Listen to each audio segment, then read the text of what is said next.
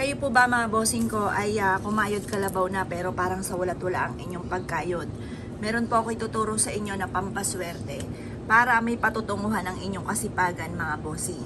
Kumuha po kayo mga bossing ko, masasabi ko lang mas magandang gamitin ay kulay brown na papel. Kasi yung brown mga bossing ko, ang kulay na yan maging sa usapin ng insekto, sa usapin ng pang-attract ng swerte lalo na sa pera, kulay brown is the best. Pag halimbawa may dumikit sa inyo na paru-paro na kulay brown, may magandang kapalaran na naghihintay, may perang darating, may swerte darating.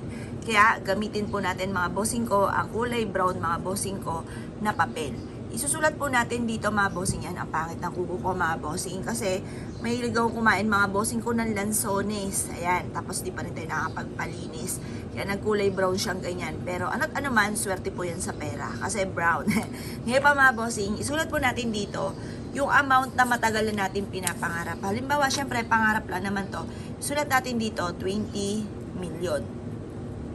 Or kaya gawin ko ng 30 kasi swerte 3. Yan, 30 million. Ngayon, magkakaroon ako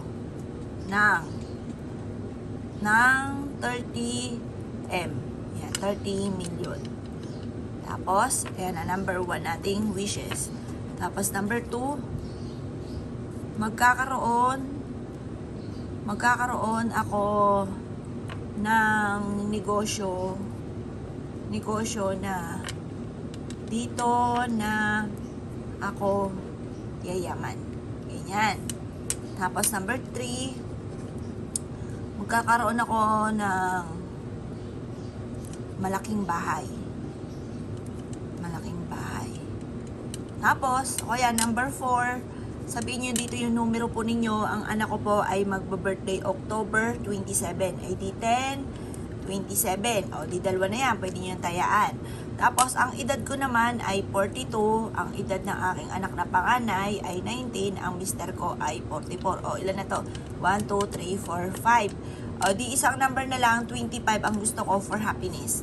Tapos, sabihin nyo dito, mananalo ako ng jackpot sa numero na ito. Yan. Pagkatapos po niyan mga bossing ko, eto, kumuha ka ng dahon ng laurel. At pagkatapos, pwede nyong gawin, tupiin nyo po ito, ilagay nyo po ito sa may altar.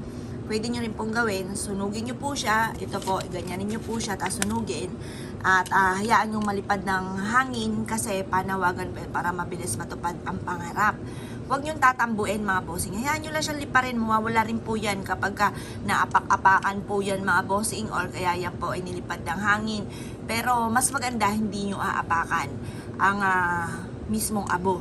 Pero pwede rin naman para mapadpad siya kahit saan. Huwag lang yung buhangin ang pinakamalas kapag naaapakan. Kaya pag may ginagawa dyan sa paligid ninyo, at lalo't ikaw po ay gusto mong ikaw ay swertehin, huwag mong aapakan ang buhangin. Iwasan yung, diba may ginagawang bahay dyan sa inyo, or kung ano man ginagawa na may buhangin, huwag nyo siyang aapakan. Ngayon pa mga bossing, kung kayo po isa sa mga niwala at naisyo pong magkaroon po ng, mabilis kayong maka-attract ng swerte bukod sa inyo po law of attraction, naniniwala din kasi ako doon kapag inisip nyo po siya ng inisip, makakamtan nyo po yun. Or kaya, laging sinasabi, makakamtan nyo po yun. Ngayon pa mga bossing, kung pinaniwala at naisyo po itong gawin, ay siya, good luck po sa inyo po lahat.